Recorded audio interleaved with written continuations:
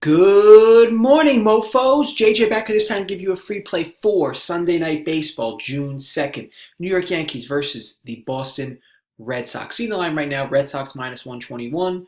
Total is 9.5. It's going to be CC Sabathia for the Yanks. David Price for the Sox. Game's going to be at 7:05 Eastern tonight. So let's start the video with the giveaway. Now, our last pick was the Oakland Athletics as an underdog at home. As I often do on this channel, I am not afraid to take underdogs that offer value.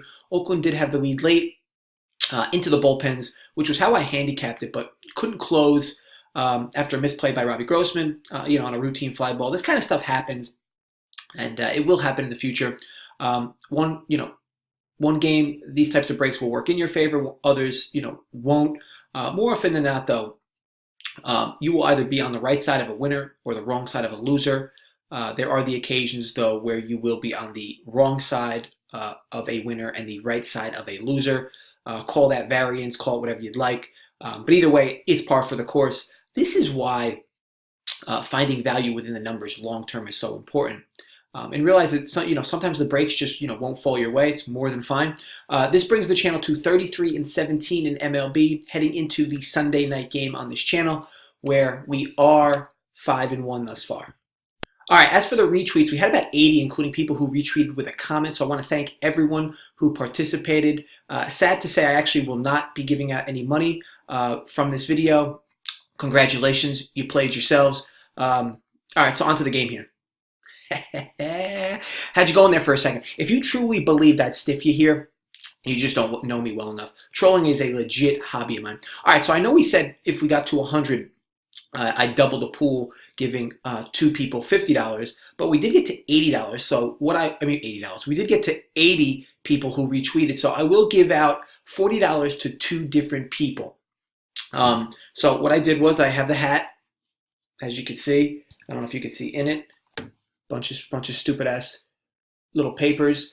This practically became an arts and crafts project for me, so probably won't be doing it in this same fashion again. A little bit too time consuming, but either way, happy to do it for you guys. So without further ado, let's just jump right in. Again, two winners. One's gonna get you're both gonna get $40. Just Twitter me after. So let's see again. Complete randomness. Give a shit who wins. Okay, winner number one, Money Mitch. Money Mitch. Congrats to Money Mitch. All right, winner number two. Shake this bitch up a bit.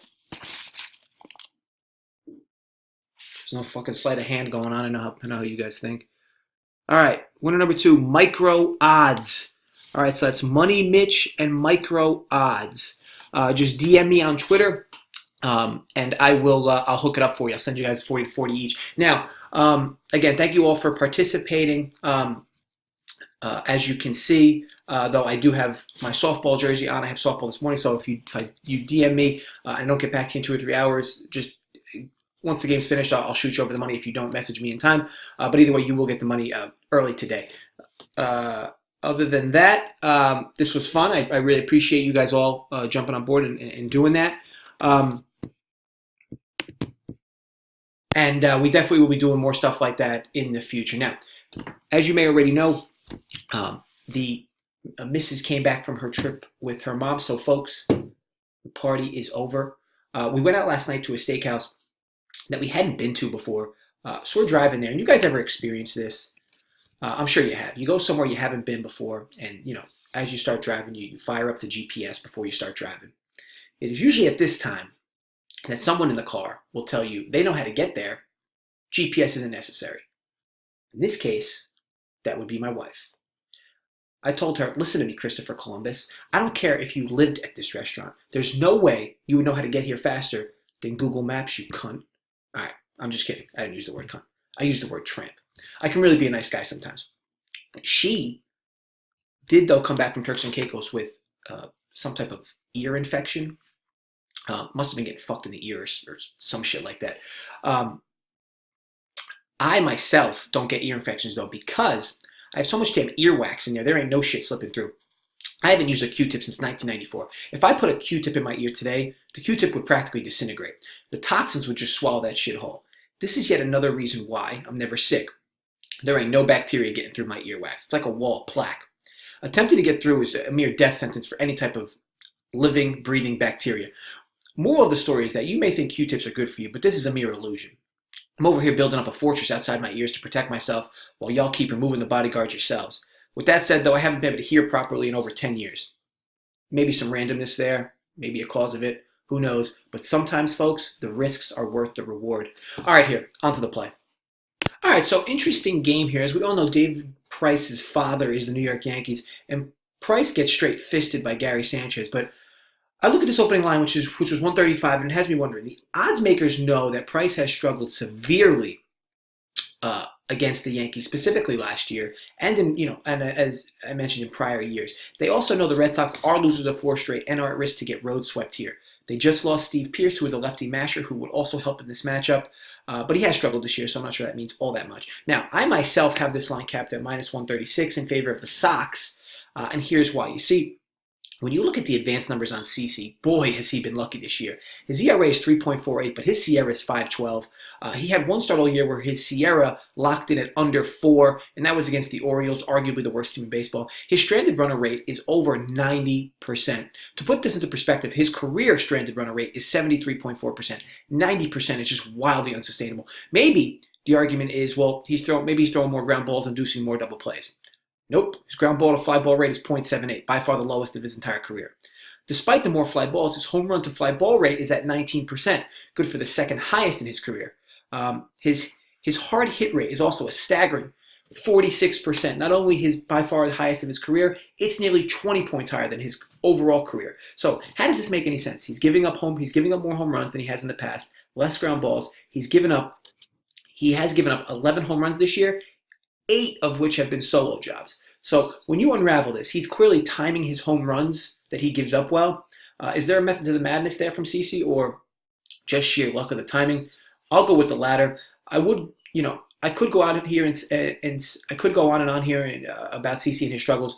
But here's the thing: CC Sabathia moving forward the rest of the season is definitely a pitcher worth fading if the pitcher is right. I can't say it'll happen today, but again, these numbers that he's been putting up definitely project a grim future. Now, good old David Price, son to the Bronx Bombers. This year, his ERA is 2.83, and his advanced numbers say he's not much worse than that.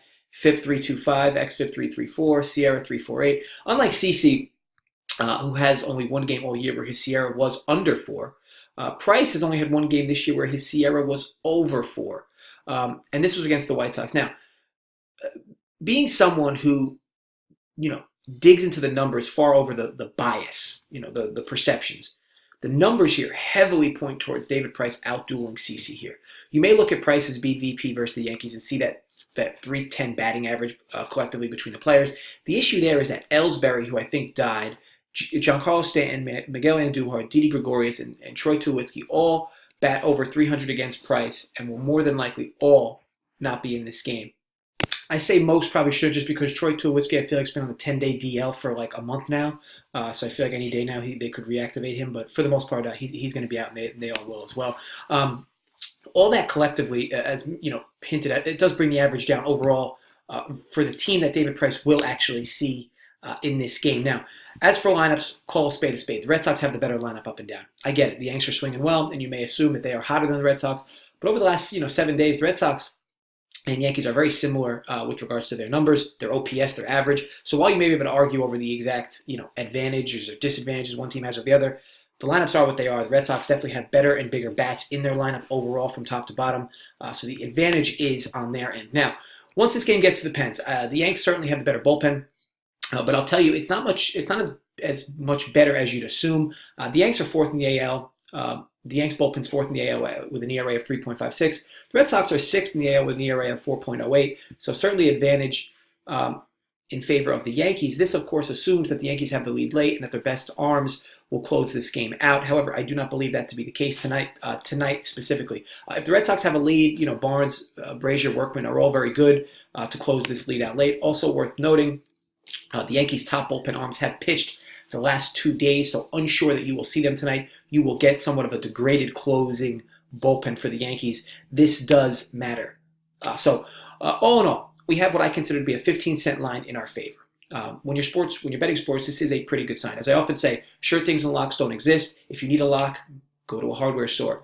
We find value in the numbers, and hence why long-term we succeed. Now, this, of course, could lose, and Price could bite the bullet against the Yankees again. But as I said, I don't make sports bets based on public bias. I find spots within the numbers. And for our Sunday night play, this is a favorable one. Again, you have CC kind of coming off a short, injury list stint.